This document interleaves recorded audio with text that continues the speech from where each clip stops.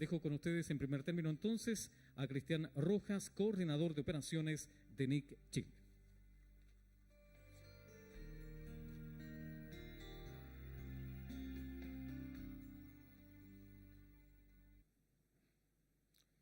Hola, ¿qué tal? Buenos días.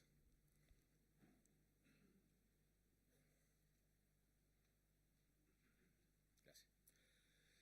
Bueno, el tema que voy a tratar hoy día es un tema que está presente y debiera estar presente constantemente en la inquietud de todas las personas, que es el tema del phishing.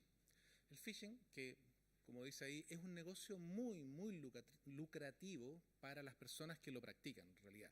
Y es por eso mismo que es muy importante para nosotros estar pendientes, porque finalmente somos nosotros los que financiamos ese negocio. El phishing, bueno, la palabra phishing no es directamente pescar, pero el concepto es muy similar. En la pesca, los que alguna vez hayan pescado en mar, sobre todo en pesca artesanal, tenemos un pescador que va en un bote en el agua y tira su caña y puede sacar uno o unos cuantos peces de los miles, millones que hay en el mar. El phishing como concepto funciona de la misma manera, es decir, los atacantes, las personas que están detrás de esto, hacen un ataque absolutamente masivo, o sea, tratan de llegar a millones de personas, sabiendo que de esos millones de personas puede que solamente les funcione una, dos, tres veces, pero esas veces, esas pocas veces que les funciona, ya es suficiente para que ellos recuperen toda la inversión. Todo lo que hayan gastado en eso realmente queda totalmente cubierto de esa manera, por lo cual es muy importante que nosotros estemos con el concepto pendiente. ¿Cómo funciona el phishing? ¿Cómo opera en la práctica el concepto del phishing?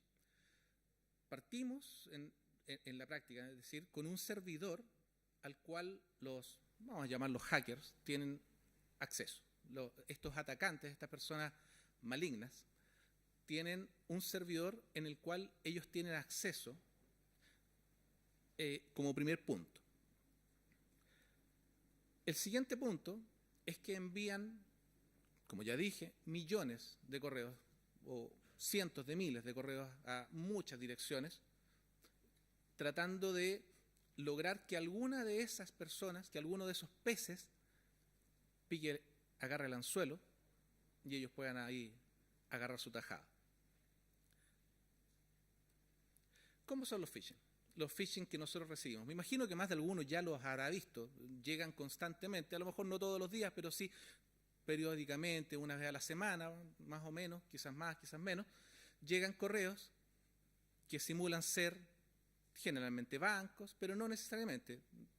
Tenemos acá, por ejemplo, estos son phishing reales, yo los saqué de mi cuenta de este mes. Este es un phishing que trata de simular de bastante buena manera el diseño de los correos que pueda enviar un banco, en este caso el Banco Santander, incluye imágenes, trata de realmente de copiar una imagen institucional de la mejor manera posible, cosa de que la persona que reciba ese correo se sienta que efectivamente está recibiendo un correo de la empresa que corresponde y sea engañada.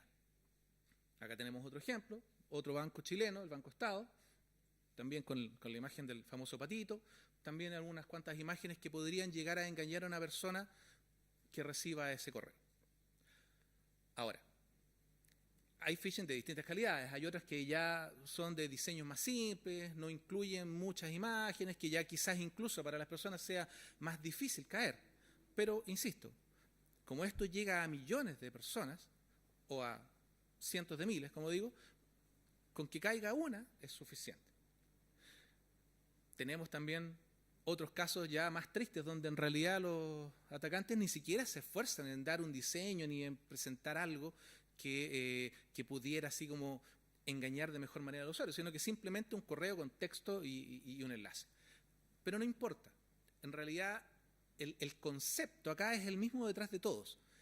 ¿Qué es lo común que vamos a ir viendo entonces en todos estos ataques, en todos estos phishing que nosotros vamos a estar recibiendo constantemente? Hay cosas que son sumamente claras y que todos los phishing cumplen. Lo primero es que como es un phishing que va absolutamente al grupo, nunca va a ser personalizado.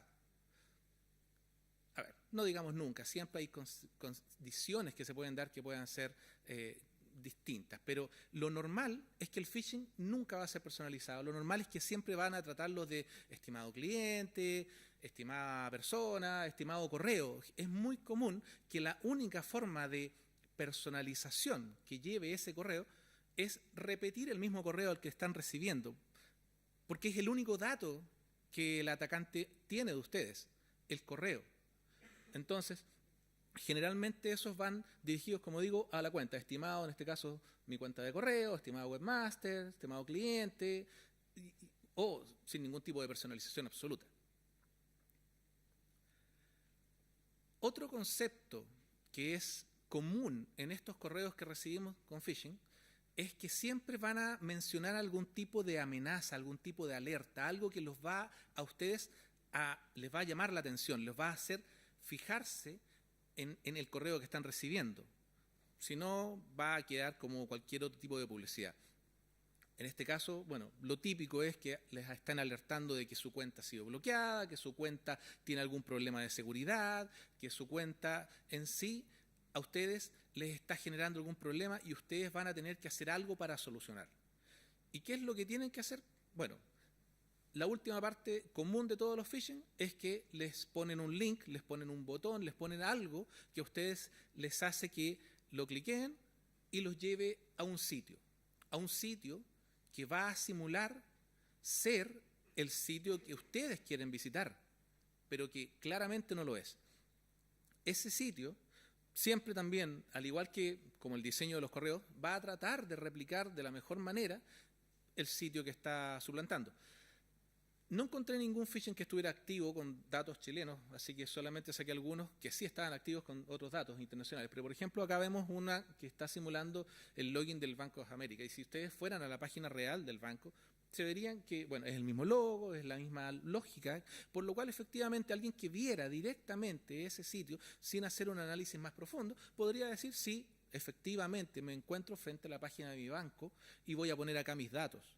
Y ese es el momento donde ustedes van a tener el problema.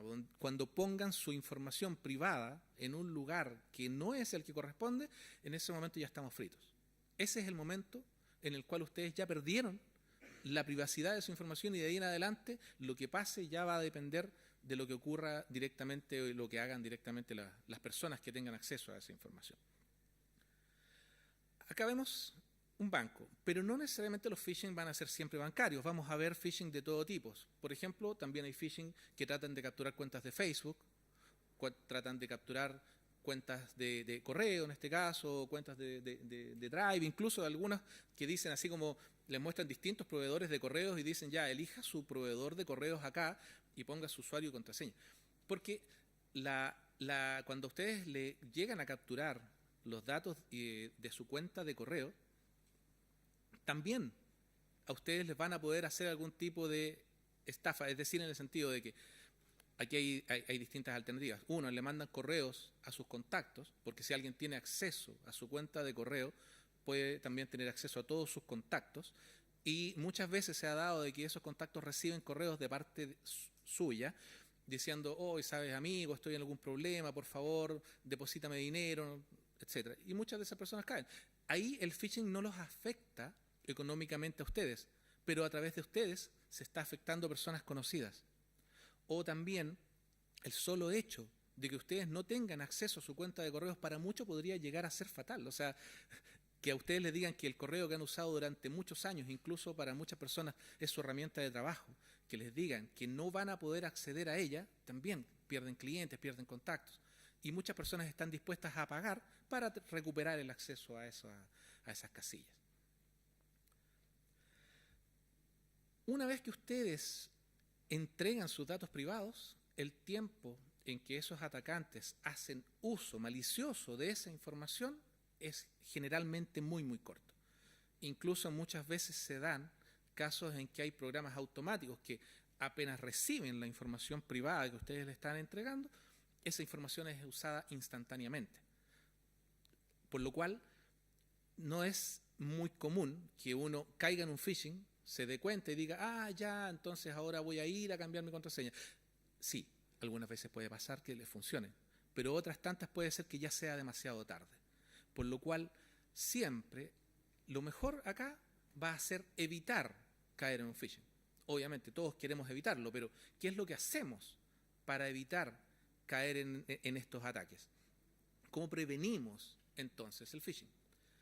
A ver, por el lado de los usuarios, es decir, quienes recibimos estos correos, una de las cosas simples que podemos hacer es siempre preocuparnos de la dirección que se vea en la URL del navegador. Cuando nosotros, incluso si llegamos al punto de pinchar el link que va en ese correo con el phishing y llegamos a una página, preocupémonos de fijarnos qué es lo que dice la dirección. Si yo estoy visitando la página del Banco de Chile, la URL debiera decir bancodechile.cl, no debiera decir dominio .ru o .com o lo que sea. O sea, si estoy visitando el Banco Santander, la página debiera ser del Banco Santander. Siempre entonces tener en cuenta la URL que estamos visitando.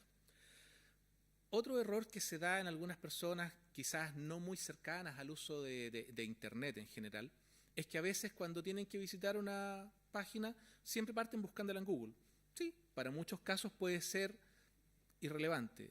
El problema es cuando esa página que nosotros estamos tratando de visitar es una página, por ejemplo, de un banco.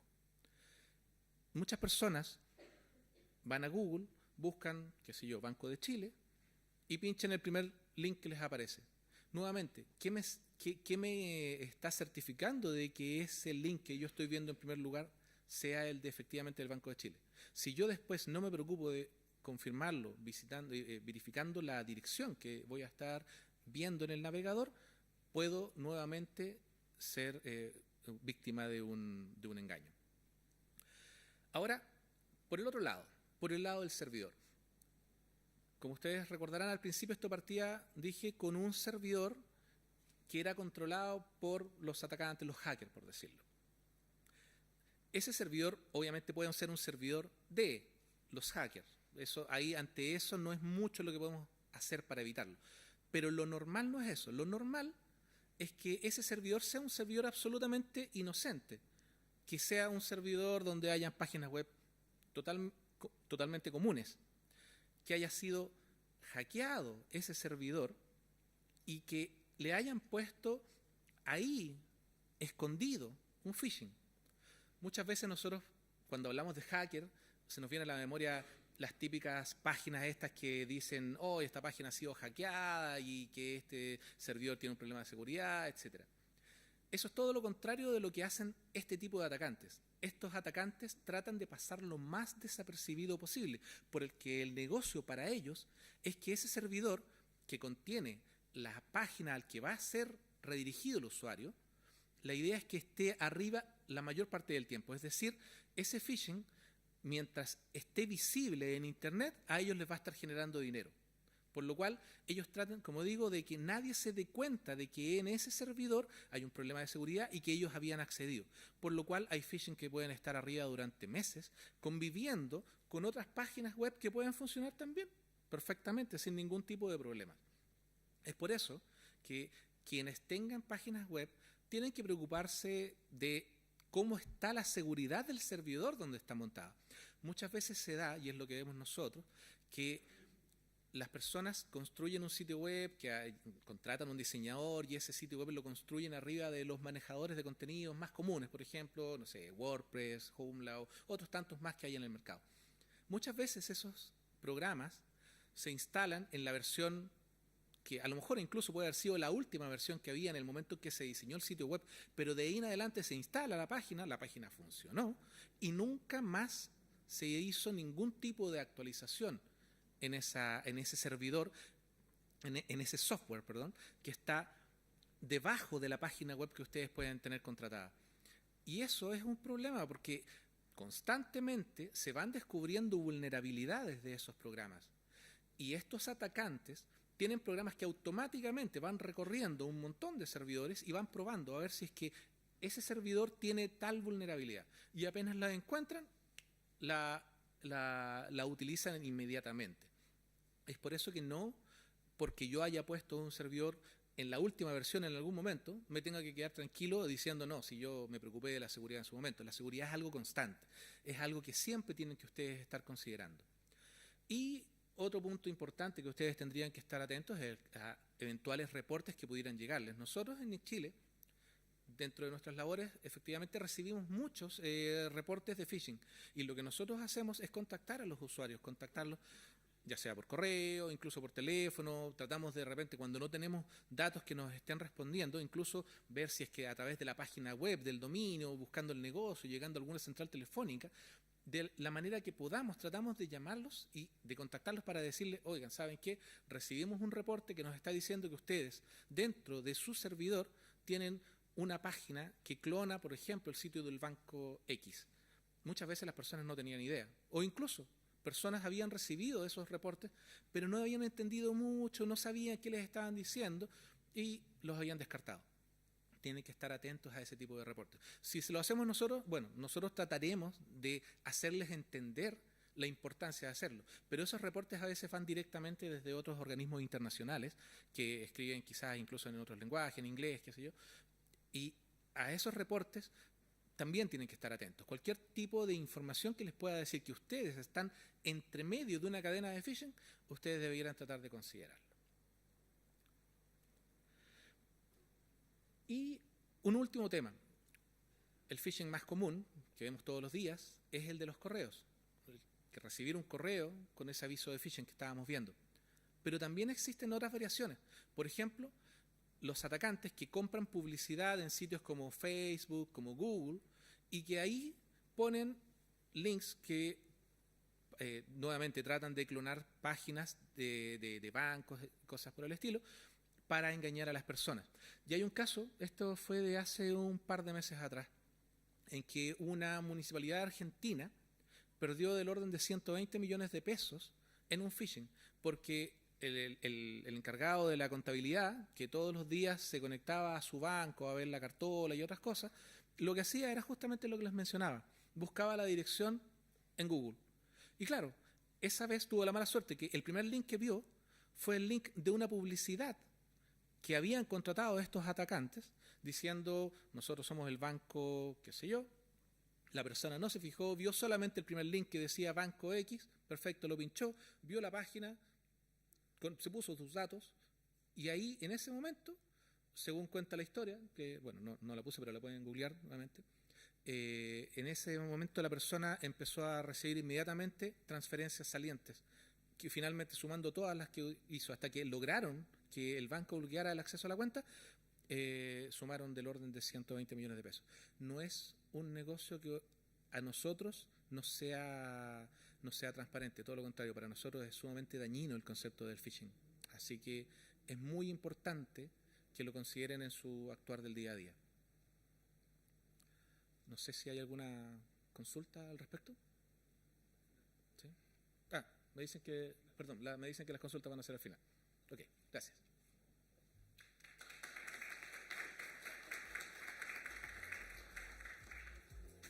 Gracias a Cristian Rojas por su interesante exposición, y respetando el orden que habíamos mencionado, vamos a invitar al profesor Javier Bustos, director de NIC Chile Research Labs, para la siguiente exposición.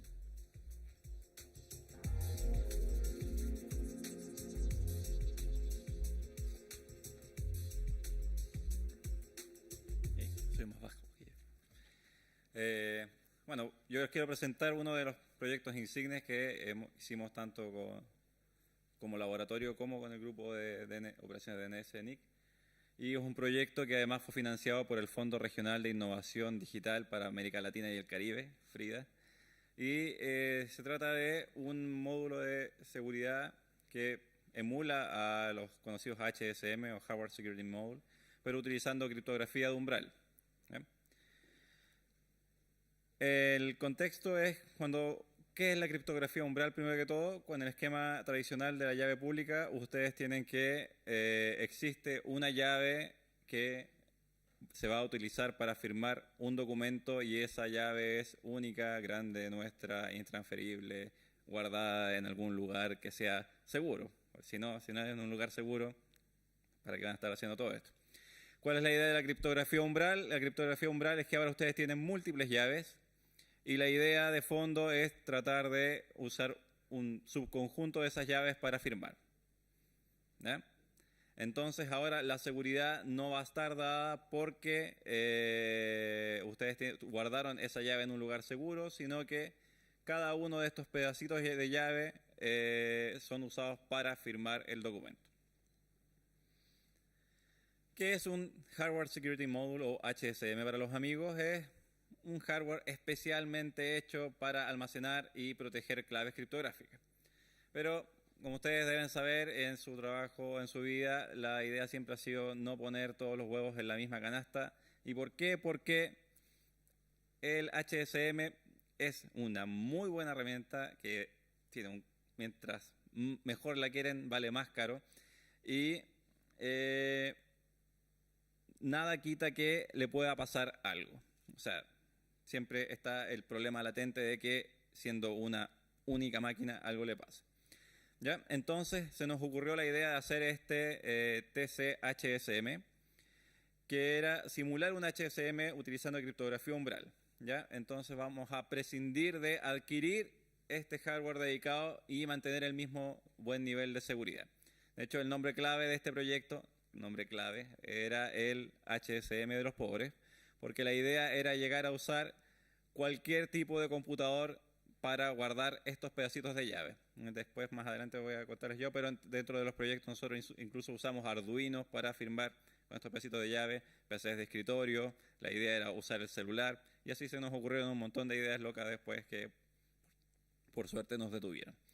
La idea original fue presentada en la CNIC 22, que creo que esto fue hace 2-3 años atrás. Entonces, ¿cómo ustedes usarían HSM en un servidor de DNSSEC? ¿Por qué es importante DNSSEC? Porque era la forma de unir con la charla de Cristian Rojas, que es evitar phishing. Yo pensaba que lo ibas a decir, pero no lo dijo. Una de las formas era usar DNSSEC. Y tenemos nuestro HSM de los pobres, este es de los ricos porque es la gran máquina, que ustedes entonces tienen guardada la llave, el HSM, el servidor de DNSSEC se conecta vía PKCS11 con este le pide la llave para firmar, firman todo, mandan el documento y bla. Pero como les dije, nada quita que algo le puede pasar a esa máquina. Por ejemplo, casos que han pasado acá viene la gente a vender este HSM y dice, no se preocupe, aquí incluso si usted lo mueve medianamente fuerte, esto se va a bloquear y se va a borrar todo. Por suerte, para la gente que lo estaba comprando, justo en ese día hubo un temblor 5.5 en MW y se bloqueó la maquinita. Entonces le decía, oye, no podemos usarlo acá porque no sé si te has dado cuenta que Chile es un país sísmico. Entonces, si estas cosas se bloquean con movimiento, se va a bloquear cada 3 días. ¿Ya? Entonces, como decimos nosotros, siempre le puede pasar algo al hardware, se puede quemar o le puede caer un piano, como decimos nosotros, que algo raro le puede pasar y esto deja de funcionar. La idea que tenemos nosotros con el HSM de los pobres o el HSM de criptografía umbral es que ahora no tenemos una máquina única que es la que nos guarda la llave, sino que tenemos múltiples máquinas que nos guardan pedazos de la llave. Y cuando mandamos a firmar algo, se lo mandamos a firmar a todas estas máquinas.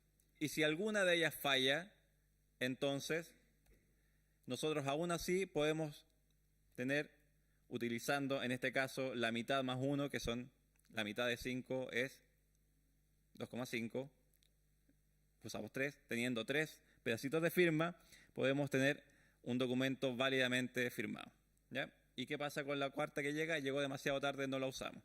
Entonces, en este esquema, nosotros usamos, por ejemplo, de 5 máquinas distribuidas, con solamente 3 ya tenemos una firma válida. ¿Qué pasa si, dado que estos TC-HSM no son... ustedes pueden usar si quieren un HSM de verdad para usarlo, pero imagínense que sea un PC de escritorio, que sea un celular de alguien, que sea un Arduino.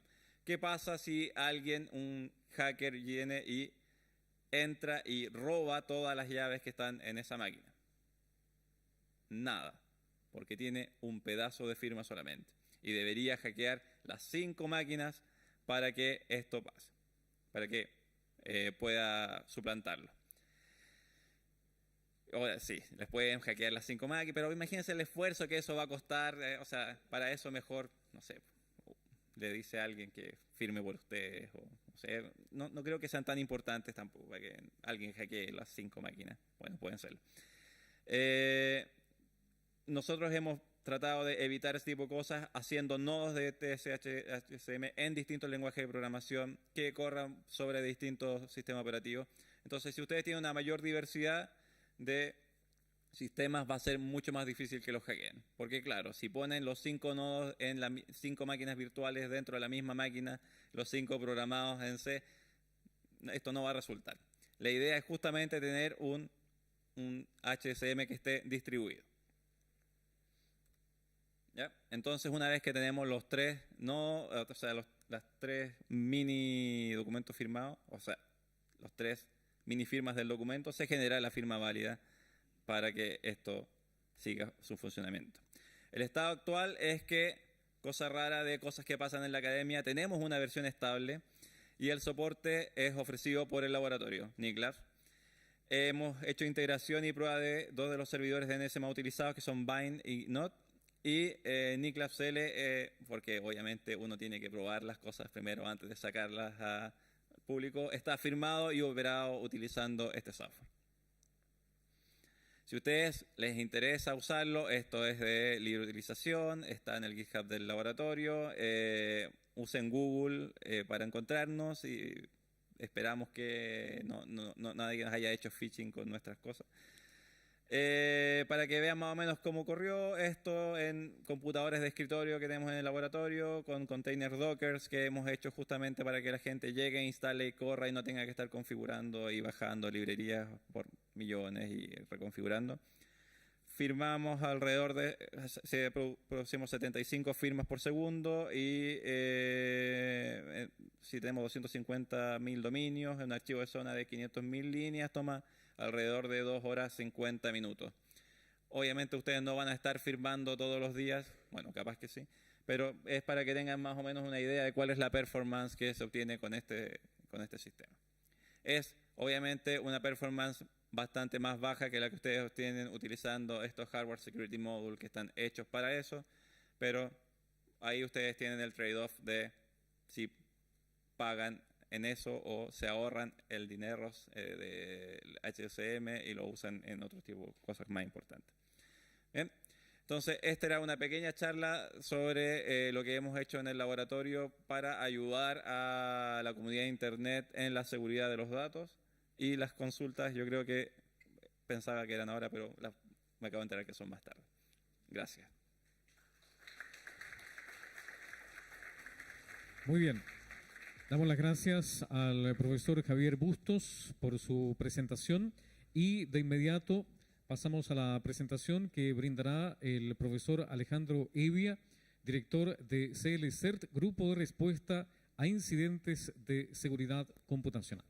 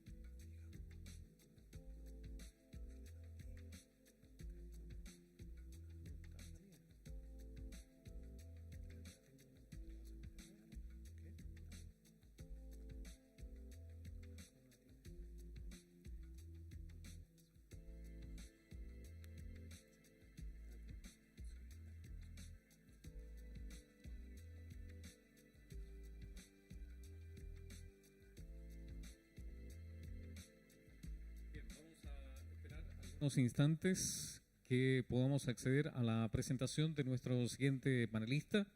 Nos referimos al profesor Alejandro Evia. Les recuerdo que ustedes pueden comentar e informarse en redes sociales sobre esta actividad.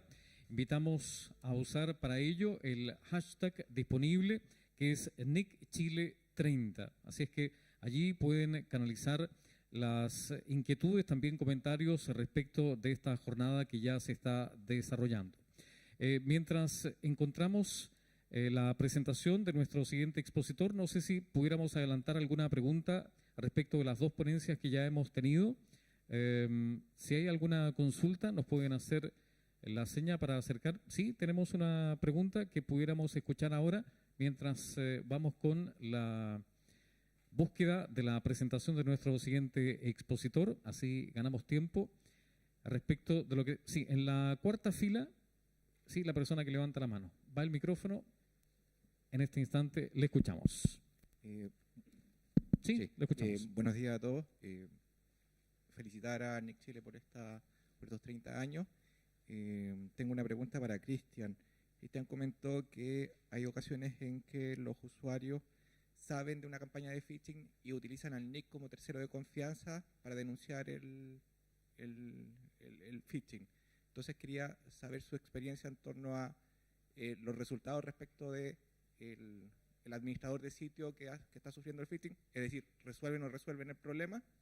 Y la segunda duda es si hay algún tipo de comunicación respecto de NIC con, no sé, los organismos encargados de la investigación criminal cuando se realiza phishing. Me refiero de pronto a la Brigada del Cibercrimen. Eso. Hola. A ver, respecto a el resultado, entre comillas, de lo que son las notificaciones que nosotros hacemos hacia nuestros clientes cuando recibimos estas alertas de phishing, que por lo demás no recibimos todas, recibimos obviamente un subconjunto. Si viéramos la cantidad de phishing que realmente hay, es mucho mayor. Yo diría que andamos del orden, o sea, a ver, en el largo plazo se terminan anulando todos, pero ¿qué tan efectivos son estos avisos que hacemos nosotros? Yo creo que andan del orden del 50%. Generalmente nosotros partimos alertando a los usuarios por correo. Mandamos correos a los contactos que tenemos registrados en nuestra base de datos y estas empresas, que son las que nos están alertando, nos vuelvan a enviar reportes, ya sea al día siguiente o a los 2 días, cuando ven que ese phishing todavía no ha sido alertado. Ahí es cuando nosotros pasamos al siguiente nivel, que es tratar de ubicar por otros caminos a los usuarios. En general, ahí, como digo, tratamos de contactar a alguna persona por teléfono de la manera que sea para explicarle el tema, porque muchas veces, insisto, uno les dice, oye, ¿tienes un phishing? ¿Qué? No sé qué es eso. Generalmente los contactos son personas que no tienen los conocimientos técnicos de saber lo que es un phishing, ni saber tampoco cómo se soluciona.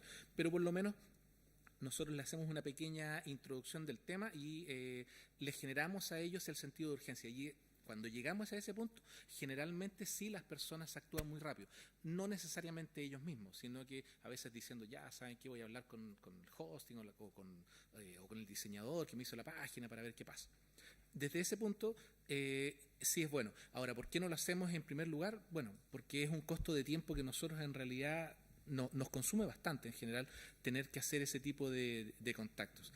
Por eso que no es generalmente el primer paso que damos. Y porque, bueno, obviamente por el correo dejamos el registro y todo, que también es importante. Ahora, respecto a la comunicación que nosotros hacemos con otras entidades, bueno, en este momento no. El cómo trabajar el phishing es algo que nosotros lo hemos ido modelando un poco a lo largo del tiempo. Y estamos obviamente dispuestos a ver si hay algún tipo de canal que pudiera ser más adecuado para informar este tipo de acciones, pero no tenemos en este momento dentro de ese procedimiento un paso en el que nosotros le informemos a, por ejemplo, a investigación, a Brigada del Cibercrimen. No. Solamente nosotros nos dedicamos a avisarles básicamente a las personas los contactos del dominio, o incluso a veces también cuando tenemos problemas para llegar a ese punto, también contactamos a los hosting en la medida que tengamos cómo hacerlo. Se los reportamos ya sea también por teléfono o a través de los sitios de los hosting, que a veces tienen algunas herramientas para poder reportar este tipo de situaciones. Muy bien, agradecemos la pregunta también a Cristian Rojas por su respuesta. No sé si iba a hacer otra acotación desde ahí, ¿no? Perfecto. Vamos a retomar las consultas luego porque ya tenemos la posibilidad de ir con la exposición del profesor Alejandro Evia, director de CLCERT, Grupo Respuesta a Incidentes de Seguridad Computacional. Alejandro. Muchas gracias. Primero que nada quería agradecer la invitación a la gente de NIC Chile por invitarnos a participar en el panel de seguridad. Para mí siempre es un honor y un placer siempre trabajar con Javier y con Cristian. Hoy les quiero presentar un proyecto que hemos estado involucrados principalmente con un estudiante mío, Eduardo Hacha, estudiante magíster, que está por defender creo la próxima semana. Casi todo el trabajo interesante, bonito acá es de él, así que vayan mis créditos para él. Eduardo trabajó en un proyecto justamente junto a la gente de NIC Labs que describía recién Javier Busto.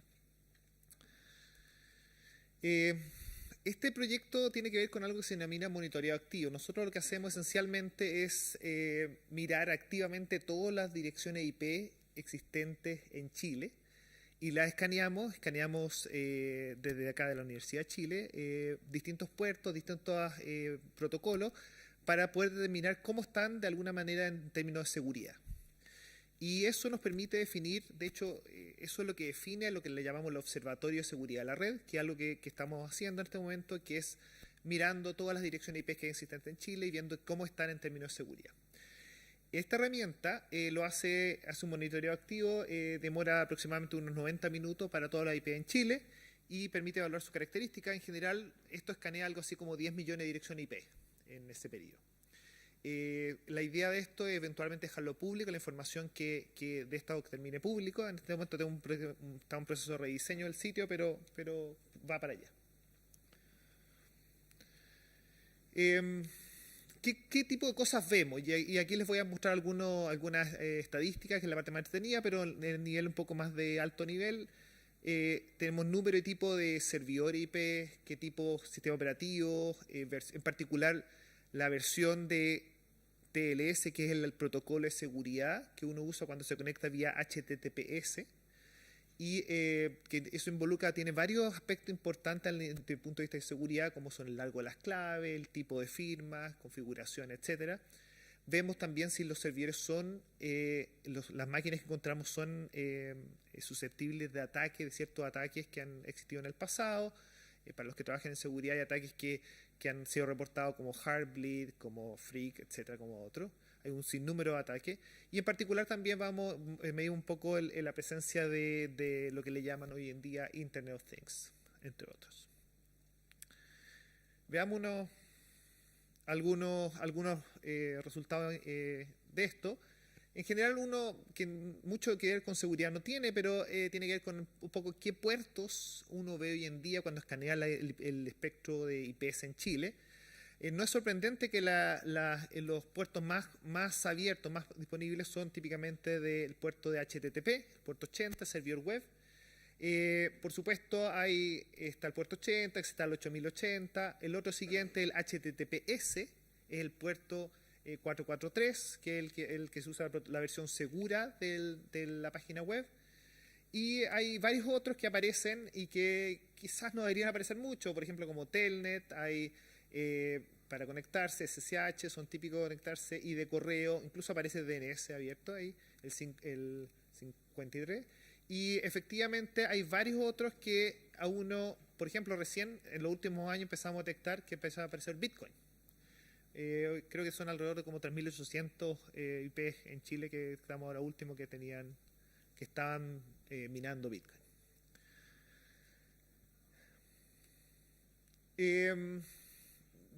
Hacer esto de una manera correcta ha resultado mucho más difícil de lo que parece. Esto le da mucho sustento a distintos con guitarra, porque si bien uno puede usar una herramienta que se llama ZMAP, que fue desarrollada por gente de la Universidad de Michigan, que es la cual hemos colaborado en esto, para barrer todo el espectro de IPs en Chile, muy rápido. Mi estudiante, y de hecho Eduardo Hacha, con él desarrollamos una herramienta que se llama Mercury, que lo que hace es verifica que ciertos protocolos estén bien implementados, de hecho efectivamente corra. Y eso hace que, por ejemplo, acá el eje aquí es un poquito engañoso porque parte 110.000 y llega hasta como 180.000, y eso lo que muestra es que aproximadamente como el orden de 120.000, 130.000 máquinas son las que implementan correctamente el protocolo HTTP versus las que acá arriba avisan, tienen el puerto, por ejemplo, 80 abierto. Hay muchas que tienen el puerto 80 abierto que uno va a preguntar y efectivamente no implementan el HTTP, por lo tanto en realidad no son servidores. ¿Okay? Hay un tema de configuración, mala configuración de los equipos, de los firewalls, etc. Ahora, este es bastante interesante, el tipo de dispositivos que hemos detectado, hay de todo. En general los tipos de dispositivos que detectamos que se esconden detrás de un sistema, de un puerto web, o sea, puerto 80 o el puerto 443, versión segura. Interesante que hay muchos routers. Es bien interesante que como a mediados del 2016, junio de 2016, las cámaras sobrepasaron a los routers, como los más típicos. Por ejemplo, el tema de los dispositivos que son embebidos, o sea, sistemas servidores web embebidos en equipos tipo similar a las cámaras, lo que se llaman típicamente Internet of Things. También tenemos de unos 2000 en Chile. Y otro más pequeño, por ejemplo, impresoras, mucha abierta, desafortunadamente, que no deberían estar viendo Internet, están viendo Internet. Y después, por supuesto, están firewall y switches y otros más pequeños. Respecto a los tipos de servidores web, por supuesto, esto para la gente que trabaja en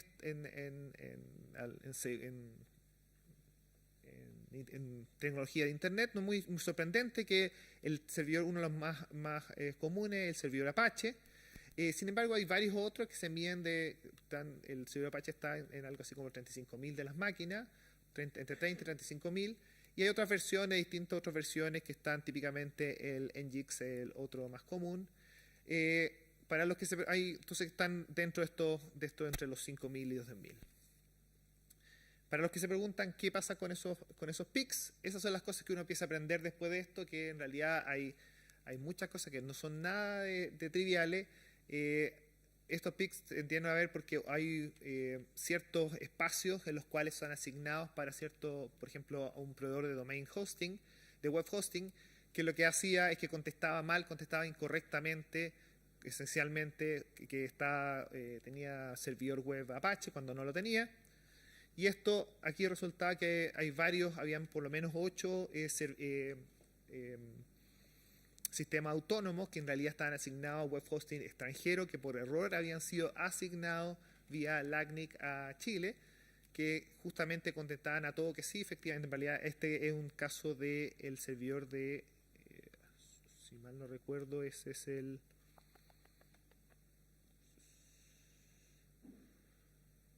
Nginx, exacto, Nginx. Y esas cosas uno las va aprendiendo, efectivamente, que uno esperaría ver cosas mucho más bonitas, pero hay muchos espacios. Cuando uno mide todo Chile, hay espacios que están asignados que la gente literalmente mete la pata, que efectivamente el encargado de seguridad o el encargado de redes configura mal los firewall y y uno de afuera ve cualquier cosa. Sin embargo, uno va aprendiendo cómo desechar ese tipo de casos. Varias otras cosas. Bueno, este es un gráfico, no se alcanza a ver muy bien, pero es la versión web del sistema de observatorio, que por ejemplo acá está en la derecha el espacio asignado para cierto dominio. Por ejemplo, tenemos por ahí un caso, no se alcanza bien, por ejemplo un Entel que tiene asignado algo así como 2 millones. Sin embargo, los que usa en realidad son el orden de efectivamente de 12.000 son los que usa Entel acá. Entonces es distinto el espacio asignado al espacio de efectivamente máquinas que están utilizando, que un dato que podemos calcular muy fácil. Y metiéndonos un poco más en aspectos de seguridad, por ejemplo, todos los servidores seguros HTTPS requieren implementar un esquema de firma electrónica cuando uno efectivamente se conecta, efectivamente manda un certificado que va con un protocolo de firma electrónica. Y nosotros efectivamente nos conectamos a todos los servidores que implementan el protocolo HTTPS. Y interesante que uno va encontrando muchas versiones, por ejemplo, de variantes de esto. Estas son las funciones que se usan para uno de los pasos de la firma electrónica. El más típico en este momento es SHA-1. Pero, ¿por qué lo menciono esto? Porque efectivamente uno puede encontrar con esto puede caracterizar bien los sitios, efectivamente, cuánto han avanzado. MD5, por ejemplo, una función que es considerada insegura, pero sin embargo se sigue viendo. Y hay otra, SHA-1 en este momento está considerado que efectivamente debería cambiarse a algo como SHA-156, y sin embargo uno ve que hay la gran mayoría de la gente todavía lo está usando. Y nosotros con eso podemos medir cuánto es el proceso de cambio de una función a la otra, y con eso, de hecho, inferir el estado de la seguridad de la red. Otros puntos, por ejemplo, las versiones del sistema el protocolo de seguridad detrás de HTTPS, que se llama TLS, tiene varias versiones, tiene por lo menos 3 versiones, y si bien hay algunas mejores que otras, por ejemplo, la última versión es la 1.2. La 1.2, que es la última versión, es implementada por algo así como 10.000 de los 130.000 servidores que soportan esto. No es mucho. Sin embargo, es bien sorprendente, aquí al lado dice válido. ¿Por qué dice válido? Porque para los que hayan tratado de implementar esto HTTPS de versión segura, uno necesita lo que se llama un certificado. Y estos certificados, hasta hace un año atrás o un año y medio, uno tenía que comprarlo, o 2 años tenía que comprarlo, tenía que gastar unos pocos dólares. Sin embargo, para evitar comprarlo, mucha gente generaba un certificado esencialmente en la casa, en su computador, y lo entregaba. Y esto hacía que aparentemente el servidor era seguro, pero de afuera se puede reconocer, y de hecho se declara como inseguro porque es un servidor, lo que se llama un certificado autofirmado, y esos son los que aparecen como inválidos. Entonces es bastante impresionante que la mayor parte de los servidores web en Chile utilizan este protocolo, el Mantic, o la versión 1.0, pero además con un certificado inválido. Siendo que hoy en día uno puede conseguir certificados válidos gratuitos. ¿Okay? Y lo mismo para la versión 1, por lo menos algunos de estos 1.0 han pasado a la última versión, la 1.2, pero todavía siguen certificados inválidos. La gran mayoría de estos dos lo están haciendo. Ya los certificados válidos probablemente es la gente que conoce, o por lo menos está un poquito más consciente, o tiene los recursos para cambiarlo, han pasado a la 1.2. Y por supuesto hay otras versiones que ya casi no se están usando, o incluso la válida, todavía hay gente que sigue usando la versión antigua, pero con certificados válidos porque quizás no sabe que pueden conseguir certificados gratis válidos. TLS es el protocolo de HTTPS. Respecto a ataques, nosotros monitoreamos varios tipos de ataques. A ver en qué sentido. Monitoreamos sistemas servidores que son vulnerables a ataques. Uno de ellos fue el ataque que se denominó, o el problema que se denominó Heartbleed, que era una vulnerabilidad en servidores web que permitía a alguien externamente, esencialmente, robarse el certificado, robarse las claves y hacerse pasar por un sitio web legítimo. En particular es un phishing perfecto, hacerse pasar perfectamente como el sitio web legítimo. Esta vulnerabilidad fue encontrada en el 2014, fue parchada en marzo del 2014, fue parchada en abril del 2014, y si bien afectó un montón de máquinas, estamos hablando de como 45% de las máquinas top en los sitios más visitados en Internet, un 11% de los totales. Hay una parte, de hecho nosotros, este proyecto partió después del 2014, por lo tanto nosotros no hicimos el monitoreo del proceso de parche cuando los mismos servidores fueron corrigiéndose este problema, pero lo que estamos después es que efectivamente esto empezó a bajar muy rápido. Lo interesante es que si bien baja muy rápido de los potencialmente estos son el Heartbeat, es lo que implementan la funcionalidad que permite que tenía por detrás la vulnerabilidad. Sin embargo, significa que los Heartbeat hoy en día están parchados. En general, todos estos son los que implementan la funcionalidad. Sin embargo, de los aproximadamente 18.000 o por ahí equipos que la implementan, siguen habiendo 600 que son en este momento vulnerables. Y siempre la impresión que uno tiene con esto es que como que disminuyó, pero siguen ahí, siguen hace un año y medio ahí, estos 600, y mi conjetura es que van a seguir ahí por siempre. ¿Okay? Gente que nunca se enteró que el Heartbleed pasó y que con eso le pueden robar las claves otro aspecto que se usa para indicar temas de seguridad es el largo de las claves. Mientras más largas las claves, más seguras en algún sentido, porque las claves muy pequeñas son susceptibles de ser esencialmente hackeadas. Las claves, el estándar hoy en día es usar claves de 2048 bits. Estas claves tienen que ver con la clave que va dentro del certificado, y aquí ocurre lo mismo que les mencioné antes. Hay mucha gente que usa para sus conexiones seguras clave de 1024 bits, que era un estándar, que era considerado estándar hace aproximadamente unos 5 o 6 años atrás. Hoy en día se considera que la gente se recomienda que se mueva a 2048 bits. Sin embargo, muchos siguen usando inválido 1024. Eso significa que uno instalé el certificado y lo dejé ahí. 2040, mucha gente también, hay gente que se movió a 2048, escuchó esto que tenía que usar claves más largas en su certificado, pero sigue siendo certificado autofirmado, lo cual hace que desde afuera sea considerado inválido eso, ¿okay? De hecho, hay muchos usuarios, muchos navegadores que rehúsan conectarse a sitios web seguros que tienen certificado inválido. Es un poco esperanzador que hay una curva que tiene una ligera tendencia a subir, que es los 2048 válidos, y por supuesto los que usan, que son un poquito más paranoicos, que probablemente caen, probablemente alguna mayoría de los que están acá o los que tienen alguna asociación con NIC Chile, es 4096 bits, todavía hay un número muy pequeño, ¿okay? Lo cual está bien, pero son todavía muy, muy pequeños. Ahora, yo siempre menciono esto, es que está acá un detalle. ¿Por qué menciono el detalle? Que lo mismo que les mencioné es porque aquí encontramos cosas muy extrañas, como que hay gente que crea sus claves en vez de 1024 con 1040 bits. No sé si alcanzan a leer. Son 190 personas, servidores que tienen con 1040. No me pregunten por qué. No un estándar, o sea, todo el mundo recomienda 2024, 2048, 4096. Sin embargo, el 2040 ocurre, ¿ok?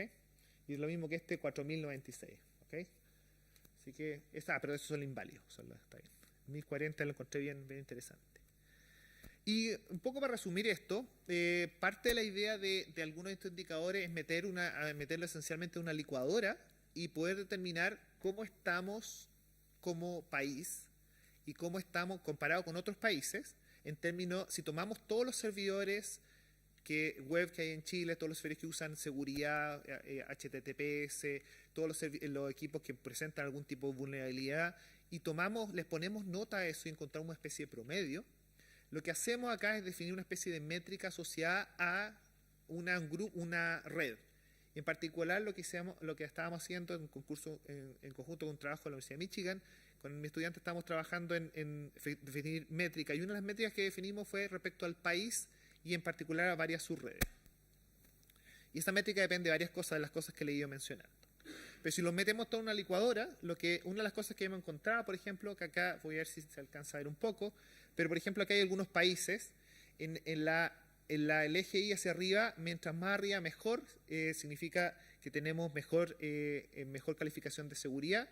Hacia más a la derecha es en la cantidad de servidores, efectivamente, que tenemos. La cantidad de equipos que tienen con IP, con el puerto 443, que es el puerto servidor web seguro, abierto. Y uno lo que puede encontrar acá es que hay países, por ejemplo, este es Brasil, que está relativamente bien en el sentido que, si bien tiene muchos equipos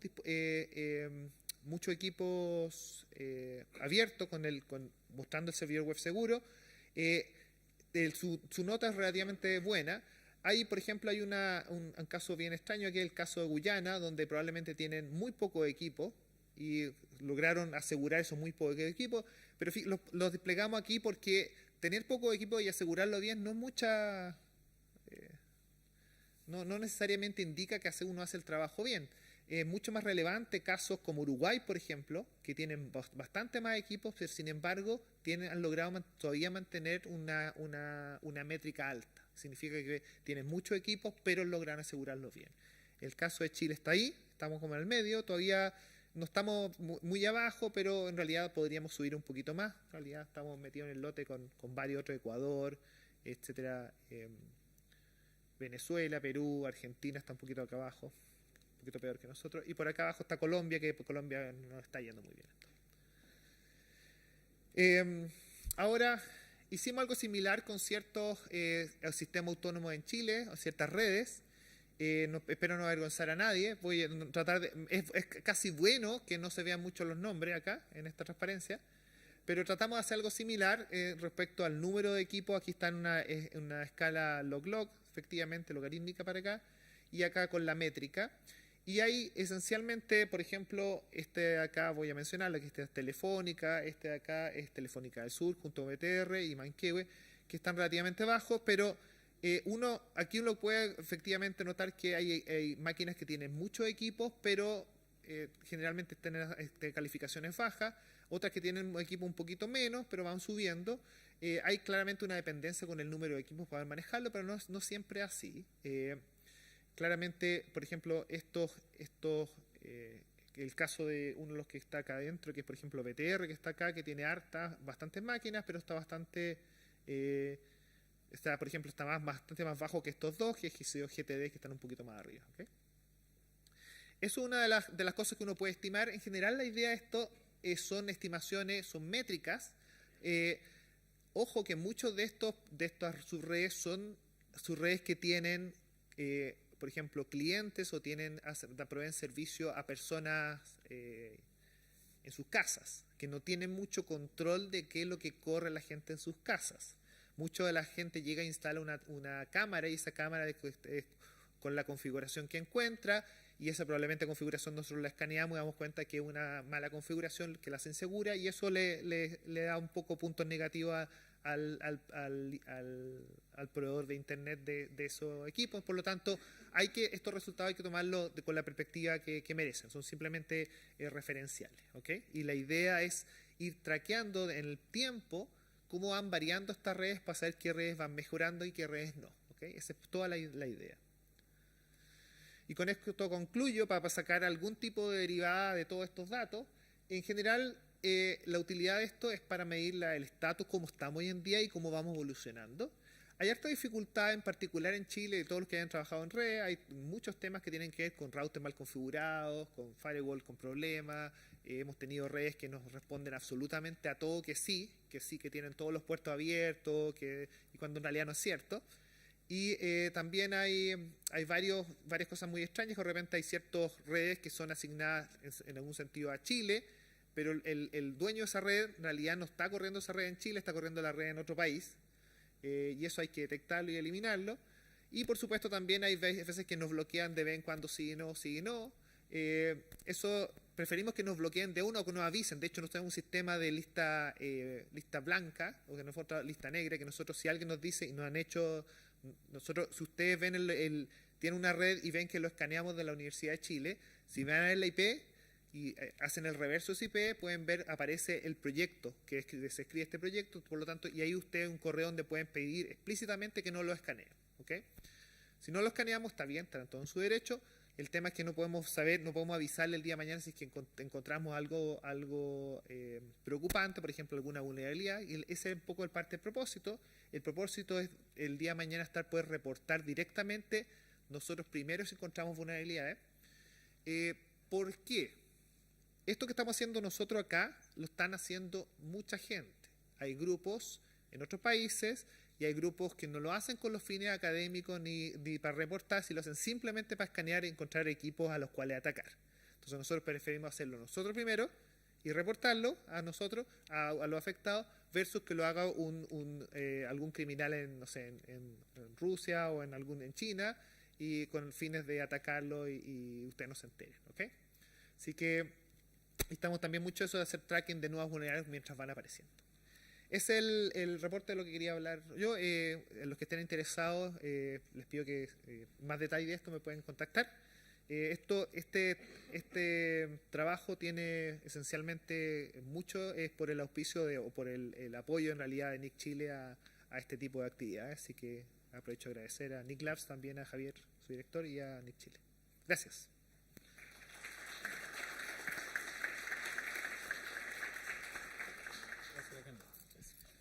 Damos las gracias a Alejandro Evia por esta última exposición, y ahora sí vamos a retomar el segmento de preguntas con el micrófono volante que podemos acercar hasta sus asientos para abordar las temáticas que ya en su momento nos expusieron tanto Cristian Rojas como Javier Bustos, y ahora en esta última exposición Alejandro Evia. Nos hacen la indicación con la mano para acercar el micrófono hasta sus asientos. Allá tenemos en una de las últimas filas. Le escuchamos. Hola, Cristian. Soy Jaime Cruz de PIT Chile, y mi pregunta es, si me llega un phishing, yo lo reconozco, ¿tengo alguna parte donde reportarlo? La forma que nosotros tenemos, que no la hemos publicitado mucho tampoco, es un correo a views@nic.cl. Ese es el canal que por donde recibimos, pero en realidad si mandan algo a info@nic o a soporte@nic, igual ellos nos van rebotando toda esa información. El canal oficial, como digo, es a views. No tenemos un sitio, por ejemplo, para que hagan reportes vía web ni nada, porque en realidad, como digo, esto partió casi como un best effort que ha ido mutando a lo largo del tiempo y ha ido tomando un poco de forma. Y queremos formalizarlo un poco más, pero tampoco podemos avanzar mucho más allá sin tener un respaldo de otro tipo. O sea, nosotros, por ejemplo, administrativamente no tenemos las capacidades para estar, por ejemplo, dando de baja los dominios. ¿No? Tampoco queremos hacerlo, porque finalmente a veces uno, por matar una mosca, finalmente con un cañón, puede generar más daño que lo que uno está tratando de solucionar. Pero bueno, nuevamente, respondiendo a tu consulta, avius@nic.cl es el canal oficial. ¿Alguna otra pregunta? Tenemos acá en la segunda fila. ¿Sí? ¿En este sector alguien para estar atentos al micrófono? ¿No? ¿Sí? Le escuchamos. Hola, mi consulta va por el lado de, en términos del esfuerzo necesario. A nosotros en nuestro trabajo nos toca harto lidiar con esto del phishing. En términos del esfuerzo necesario, si vale la pena siempre hacer este esfuerzo como el que hacen ustedes y que nosotros también hacemos, porque muchas veces el correo, en el caso nuestro, por ejemplo, el 2% del correo que recibimos es correo realmente útil, el resto es spam o phishing.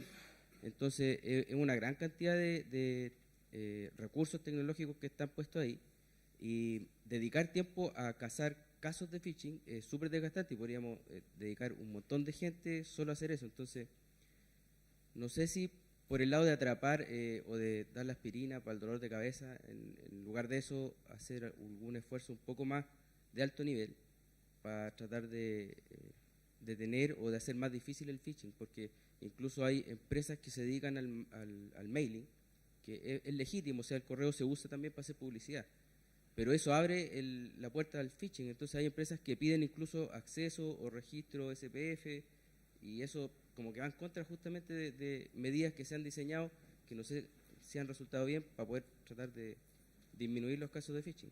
Como DNSSEC también, por ejemplo, podría servirnos en este caso. A ver, el tema del phishing no es de fácil solución. Si lo fuera, ya no existiría. Es un tema, no sé, como el spam. Son cosas que siempre que aparece una solución, aparece una forma de bypassear esa solución. En realidad acá, como concepto, probablemente el phishing va a existir siempre y va a ir mutando de repente la forma en cómo se lleva a cabo. Siempre hay algunas entidades que buscan ver un poco cómo ir solucionando el tema. Existe a nivel mundial el Anti-Phishing Working Group, que es un grupo que justamente va viendo estadísticas y va viendo métricas respecto a cómo ir trabajando el tema del phishing. Y es un buen grupo donde uno podría participar para estar un poco más ligado al tema. Ahora, respecto a cómo encasillar un poco los esfuerzos, yo creo que en este caso no podemos empezar así como a perseguir el phishing de antemano por capacidades. Nosotros, por lo menos, como Nick Chile, en realidad a mí me encantaría hacerlo, pero no tengo la capacidad ni la tenemos como grupo para estar así como nosotros buscando el phishing antes de que nos reporten. Hay, de hecho, unos sitios donde tú ves ahí reportes diarios de phishing de manera pública, que uno podría estar a lo mejor revisando para ver si es que alguno de esos yo puedo hacer algo. Pero no, como digo, o sea, es un tema enorme. El esfuerzo que esto conlleva es muy grande, por lo cual ojalá todos los esfuerzos fueran en la prevención. Si no hubieran servidores que estuvieran mal configurados y que estuvieran ahí vulnerables a esto, probablemente la cantidad de phishing que se podrían generar serían mucho menores. Entonces, yo creo que si hay un lugar donde uno debiera enfocar todos los esfuerzos es en la prevención por los dos lados. Uno, por el lado de los servidores, los que somos más técnicos y que tenemos acceso a eso, para evitar que nuestros servidores pongan ese tipo de contenido. Y por otro lado, desde el punto de vista del usuario, es un poco de educación respecto a cómo hacerlo. Finalmente, si los usuarios tuvieran la suficiente educación en el manejo de esta información, obviamente tampoco sería un problema, porque todos evitarían de antemano caer. Hay otro tipo de herramientas, no sé, los mismos browsers también tienen formas de alertar a los usuarios cuando el sitio que está visitando es un sitio que está reportado como phishing, por lo cual también como usuarios lo que podríamos hacer, y que sería quizás bueno, es ir agregando cada vez que tengamos reportes de phishing esas direcciones a las que reportan en Google, en los distintos navegadores, para que cuando el usuario, si es que llega al punto de ser engañado, viera o intentara ver el sitio de phishing, el mismo navegador fuera como el último warning que le mostrara ahí un sitio que dijera: ojo, este sitio está reportado por ser un sitio de phishing y no, ten cuidado, no es de verdad. Salvo eso, yo creo que, como digo, una solución definitiva y absoluta al phishing no existe, o por lo menos no ha sido inventado, y no se me ocurre tampoco cómo hacerlo. Pero... me gustaría agregar algo a lo que decía Cristian. Si respecto a tu pregunta, si vale la pena reportar, yo creo que, a ver, hay dos temas. Es que uno, como Cristian decía, resolver el problema de phishing es muy complicado. Los países que más han avanzado en esto han logrado tener algún tipo de entidad centralizada, más bien de tipo estatal o de esos tipos, pero que tienen la potestad para perseguir y recursos para tratar de bajarlo continuamente. Sin embargo, aún reportarlo es bueno, porque nosotros, por ejemplo, en el grupo de seguridad que yo dirijo acá en la universidad, hay veces que la existencia de reportes también te apuntan a otro tipo de actividades maliciosas. El hecho de que existan un phishing en un sitio web te puede apuntar que existen otro tipo de cosas. Y por lo tanto, en general, tiene un beneficio que va más allá de simplemente bajar ese sitio web. ¿Okay? Entonces yo recomendaría efectivamente reportarlo, aun si uno piensa, bueno, el día de mañana va a salir otro. ¿Por qué? Porque hay un tema de que si eso no se reportan, posiblemente van a afectar a más gente, entonces bajan. Y no hay veces que dan buen indicador respecto a que hay otros problemas en esos sitios, otro tipo de campañas, por ejemplo, que buscan no solo robarte datos, sino de repente, por ejemplo, distribuir malware de esos sitios, etcétera. Okay, así que yo recomiendo hacerlo. Si bien la solución más definitiva va a pasar por una estructura un poquito más complicada que no tenemos en este momento en Chile, y también va a pasar por mejores herramientas, como decía Cristian. Cristian. Sí, una última acotación.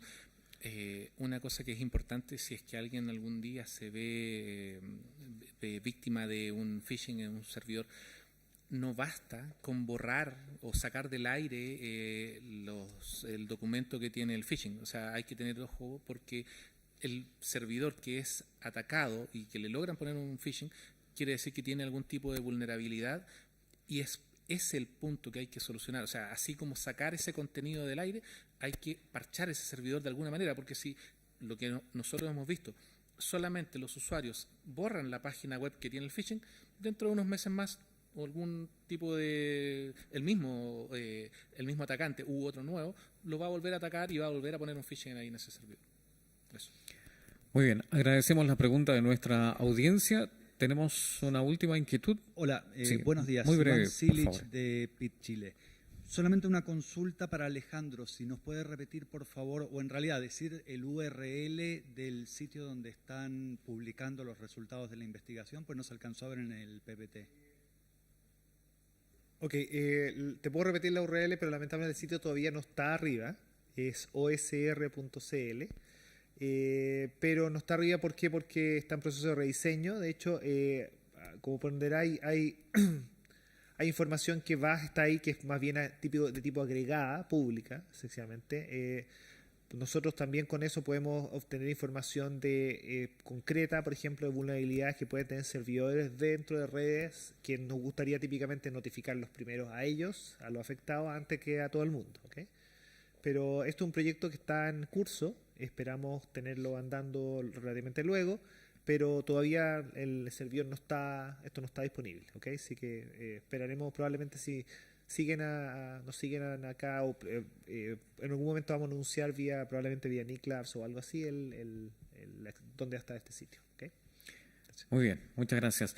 Damos las gracias al señor Cristian Rojas, al profesor Javier Bustos y al profesor Alejandro Evia. Le brindamos un aplauso y nuestro agradecimiento a ellos.